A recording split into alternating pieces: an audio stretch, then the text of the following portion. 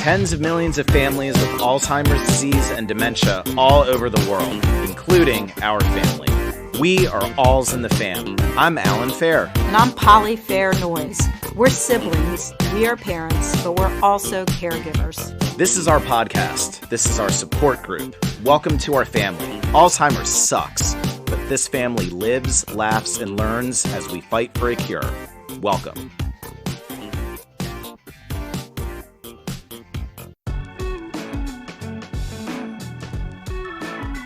Welcome to Alz In the Fam. Allan here with the original loves of my life, my three sisters, Poli, Boni, and Trissi. How you doing, ladies? Good. Good morning. I still want to say guys as this pronoun, which, you know, I have, there's so much to unlearn, but I almost said, what's up, guys? And then ladies sounds weird too. What's up, my sisters? What's up, team? Siblings.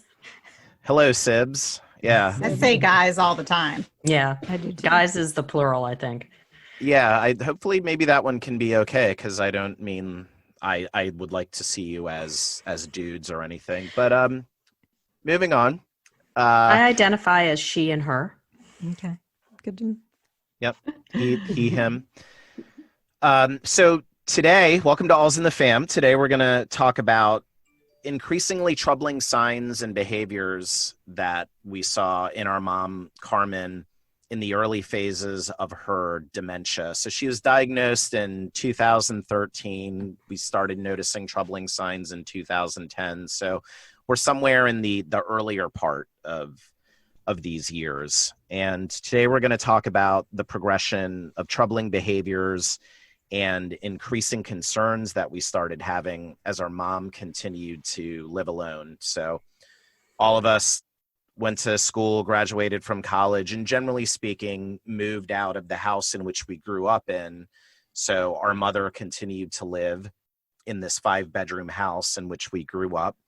And at this point, she's probably in her late 60s and early 70s. And has lived there alone for a few years now. And this wasn't an all-at-once thing, right? We tried for a long time to convince her to move closer to us, or move in with one of us. But our mom, wow, Carmen was stubborn, right? She didn't want to do that, and she was adamant about wanting to stay in this old 5-bedroom house. So this is the story of how we managed that early period where we knew something wasn't quite right and this house was proving to be a problem, and what we did about it. So why don't we start out with your perspective, Poli? Yeah, so you're right. Mom wasn't just stubborn. She was feisty and independent. And she really wanted to keep her independence at a time when, well, first little things happened. I'll just start with that. She did like bizarre things. She started unplugging everything. So the TV set, she'd unplug, the microwave, the coffee maker, the cable box for the TV, everything. Then she'd turn off everything. She started, light bulbs would go out. She wouldn't replace those, just weird stuff. I'm like, why are you unplugging everything? And she's like, those use electricity, which I guess she's right. But every time she unplugged the cable box, then she'd plug it back in to watch TV, and no TV. That was troubling. She was wearing weird clothes. She found some of Allan's old warm-up sweatpants from high school. At this point, they were probably, I don't know how many years old, 10 years old. I graduated high school in 93, and we're talking circa 2010 through 2013. So, you know, we got 2 decades of crustiness. I'm glad that she never wore my old wrestling singlet, because that would have been a lot to deal with on a visit to mom. He did wear Trissi's, but that was Trissi's Chi-Chi's shirt, but that's that right. was before she had any issues. She liked when that. Trissi was a waitress at Chi-Chi's and she had a special shirt. That's so funny. Yeah, so I'd go see her and I'd be like, where'd you get those little boy or young man sweatpants? And she'd be like, what? It just wearing weird clothes, but it was nothing dangerous. I mean, she had everything covered. Little things. She didn't take the trash out. She probably should have. So I don't know. How about you, Bonnie? What do you So remember about this time? I just want to announce that I wear my high schoolers' sweatpants when it's cold out. They're very comfy and broken in. So there you go. I'm more like my mother than I like to admit. So some of the things I noticed were that, she would tell us she went on a walk, and then, 2 hours later, she was on a walk again. At this point, she always had her phone with her, so that was fine. But it was a lot of walking, like a lot. She wouldn't remember that she had gone in the morning, and we started worrying a little bit about dehydration. But, she's always been an exerciser. She did jazzercise and yoga when we were younger. So we knew it was important to her. So it was concerning, something you've kind of filed in the back of your head, but didn't get overly concerned about. She was really ruled by the calendar at that point. And I think one of the things with our mom overall is that she accommodated herself pretty well. So, she knew that on her calendar on Thursdays, she would go to the hair cuttery. On this day, she went to take the trash out, like you were saying. And if it wasn't on the calendar, she didn't go, or she would go twice. So there was that piece. And then just the continuance of, oh, I haven't seen anyone in so long.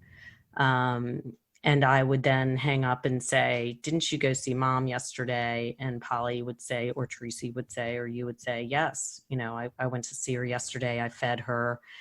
And just sort of that, finding old food around, things like that were not terrible and really not that far out of line with who she is, but just different. Sure. How about you, Trissi? What do you remember? I remember going into her house and seeing little sticky notes all over the kitchen, and they would have unusual quotes on them. And it was just something she had never done before. And I thought that was so interesting. And some of them were great quotes. But it was a very new, different behavior, and they would kind of be stuck in unusual places. And it was just something completely new, like I said. Yeah, I remember I'd visit when the kids were really young, maybe even before my daughter Ava was born. We'd go visit, and she would say the same things over and over again. I mean, I'm visiting from New York. I don't need to sit in my old childhood home and eat there. I'll take my mom out to lunch and get her anything she wants and pay the bill and say, thanks for everything you've done. But she would say, Allan, I don't have that much here in the house to feed you and the kids. I've got frozen chicken and frozen popsicles because I live all alone. So yeah, I know, Mom. We'll go eat in town. Yeah, well, Allan, you guys must be hungry, and I don't have much to feed you because I live alone. So I go to Costco and I buy this chicken that I freeze, and I have some coconut popsicles. Why don't you have a coconut popsicle? As discussed, I came here to take you to lunch, and same thing over and over again. And that was this running theme for years. I don't have much food. Here's the frozen food that I do have because I live alone. You see? And like, yes, I see. So it's definitely just little troubling signs. So at first, the three of you, I have always lived in New York throughout this process. But at first, all of you were kind of on a schedule where each of you would take turns driving out to check on mom. Maybe at first it wasn't every single day. And so let's talk about what made us realize we needed to visit her more and provide more care on a regular basis. What were some of those moments? So we were doing once a week, right? I would go, Boni would go once a week, Trissi would go once a week, just acknowledging it was a lot further of a drive from Boni and Trissi to get all the way out to mom's house. I was closer.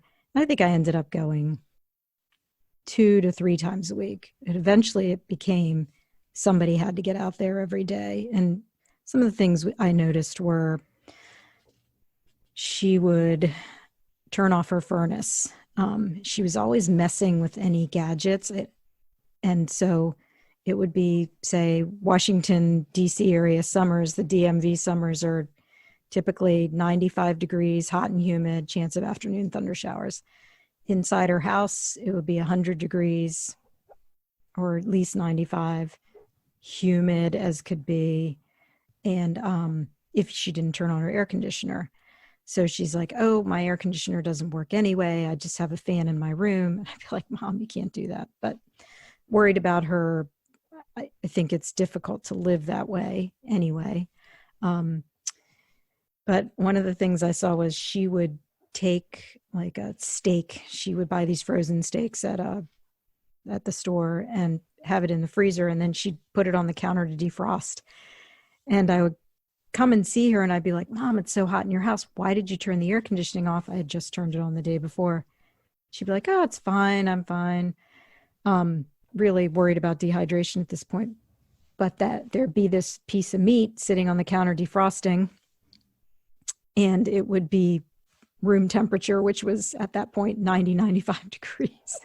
And I'd be like, what's this? She's like, oh, I'm going to have that for dinner. I'm like, let's go out to lunch right now.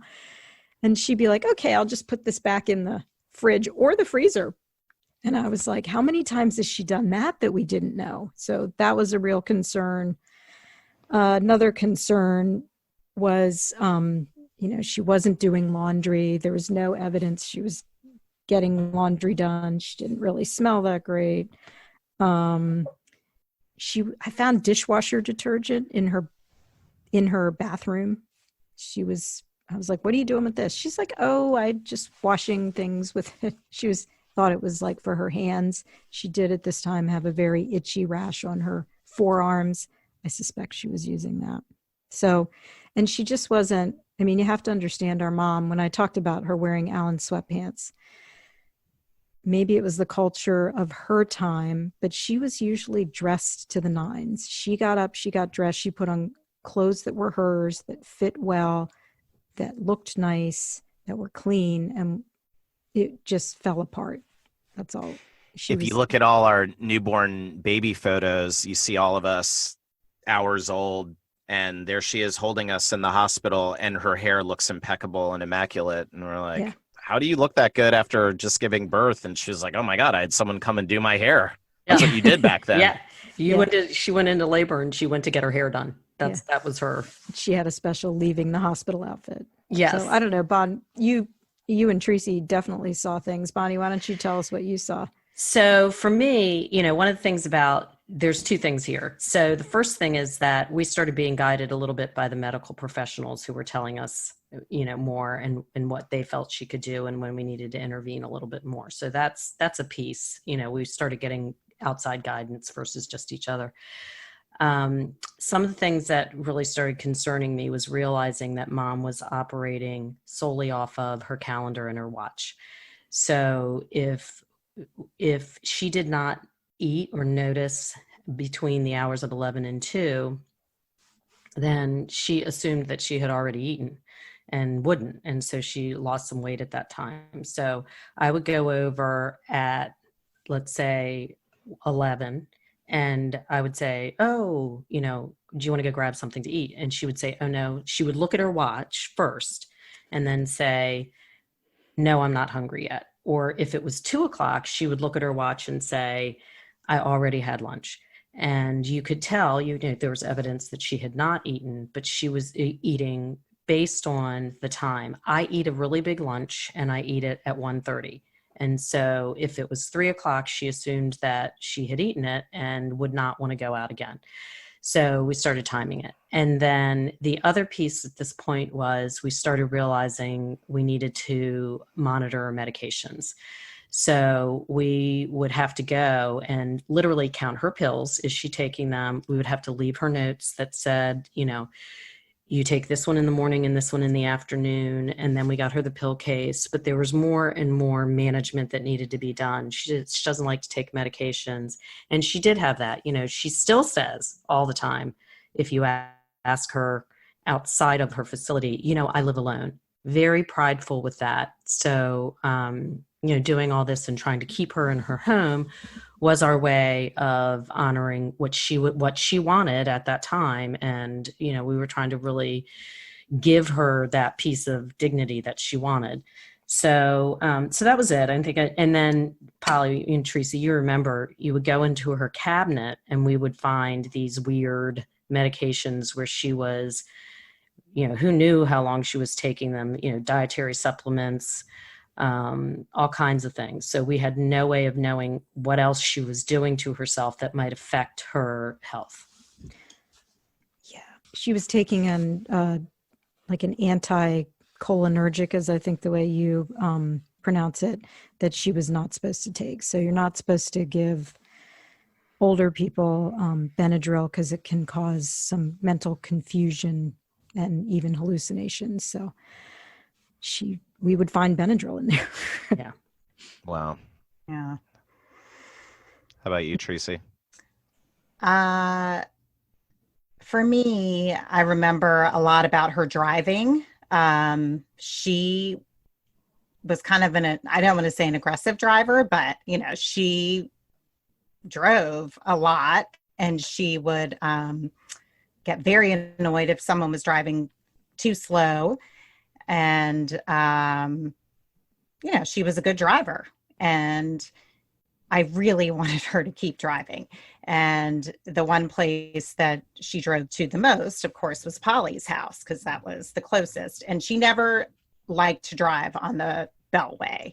So as good of a driver as she was, for the driveway or for the highway where we live, meaning 495, the Capital Beltway, right in Montgomery County where we live, it's the scariest part. So there are a lot of people that we know that do not like driving on the Beltway. So that was always her thing.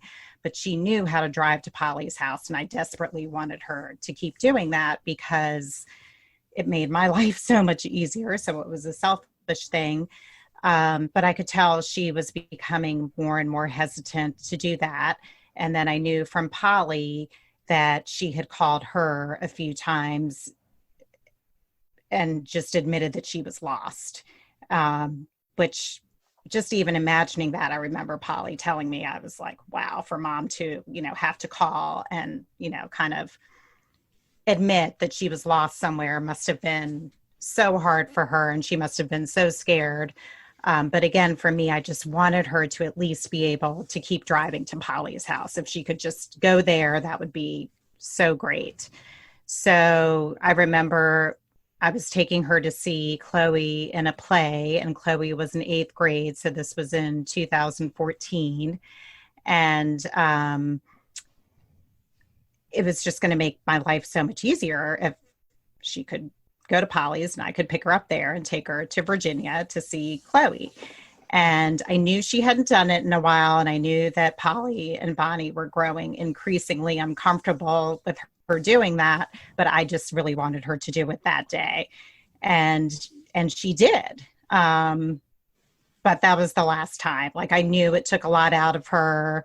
I knew she, I sensed when I got there that she was really stressed, and that was it. I just knew that those days were over, and it was hard. It was sad. Yeah, you see the amount of effort and how hard they had to try, and probably felt the sense of pressure that we were putting on her too. Was aware of that, and was probably a real struggle for her to do that. And gosh, just could you imagine being in the middle of driving and not remember why you're driving or where you're going? I mean, just how scary and awful. And then to know that was our mom that was going through that. It's just such an awful disease. So what really crystallized it for me was her relationship with drinking alcohol changed. Our father wrestled with alcoholism his whole life, and they separated in the early 80s. So our mom really didn't drink much at all, I think largely as a result of that experience with our dad, her husband. And so my only memory of her ever really drinking was if she was having trouble sleeping from time to time, she'd buy Mad Dog 2020 and just have this little bottle of it, which is so disgusting. But I think she was so uneducated about it that part of our father's struggles was he would not only drink a lot, but drink really, really cheap, inexpensive alcohol. So Mad Dog was she probably didn't know that there was something she could get that tastes better and, maybe had less sugar in it, and so forth. But she didn't drink much, and she was very anti-drinking. And then all of a sudden she's drinking liberally, and you can kind of tell, oh wow, mom's drunk right now. And and then she would eat a lot too, so she's drunk and has like some whipped cream on the side of her face, literally doesn't even know and care. So the action of drinking and then seeing her drunk were just new things. And we started realizing that, yeah, she'd, if it's not in front of her, she's not going to do it. But once there, she doesn't realize that she's drinking liberally and a lot. So maybe, I don't know, maybe that was a good thing. She had a really aggressive stance against alcohol, and maybe that helped her cope a little bit in the beginning. But that was a big moment for me. I think, Allan, the biggest thing about that, I forgot, but is mom was very careful. She would have maybe one glass in a social situation, maybe two, not any other time, but it was that complete no knowledge of how much she drank before. So in a social situation, a family get together, here was our mom who really, she'd have a drink to celebrate, maybe a glass of champagne, but was suddenly drinking way too much and also eating dessert, which was a huge sign. Yeah. She would normally turn down cake or desserts or have only the little tiniest slice. Suddenly she'd have two because she forgot she had the first one. So yeah, I just forgot about that. Yeah, I was just going to say, it's so interesting to listen to everybody's observations and think, yeah, you know what?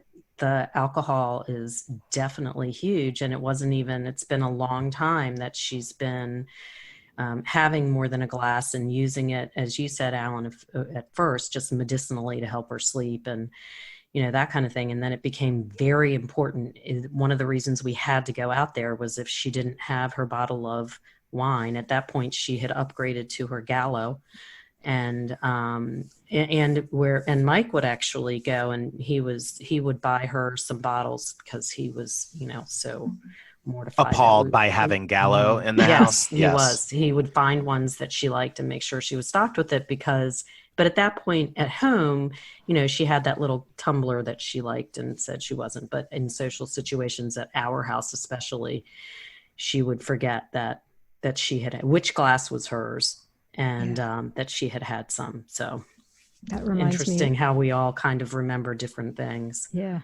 That reminds me of showing up at her house and finding wine stains on the wall going up the stairs.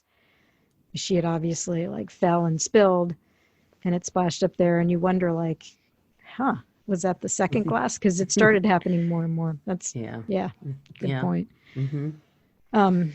Well, I think that for anyone listening, if any of these early signs or things that you might be seeing in a loved one, an older parent, this would be a reason to take them to the doctor and start going deeper and looking into mental health and dementia. And as we've said in subsequent episodes, the sooner you start the journey, the more you're protecting yourself from being in control of the key decisions that you'll need to make as a caregiver one day.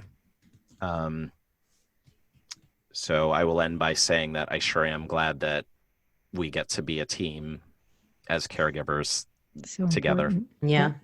Thanks, Allan. Love you guys. Talk Love to you you. soon. Love you. Thanks for listening to Alz In the Fam. In the fight against Alzheimer's and dementia, we are all family. Find us at Alz In the Fam on Instagram, Twitter, Facebook, YouTube, and on our website, alzinthefampodcast.com. We appreciate you clicking that subscribe button on Apple, Google, Spotify, or whatever your favorite podcast catcher may be. Alzheimer's sucks, but we are in it together. We are Alz In the Family. Talk soon.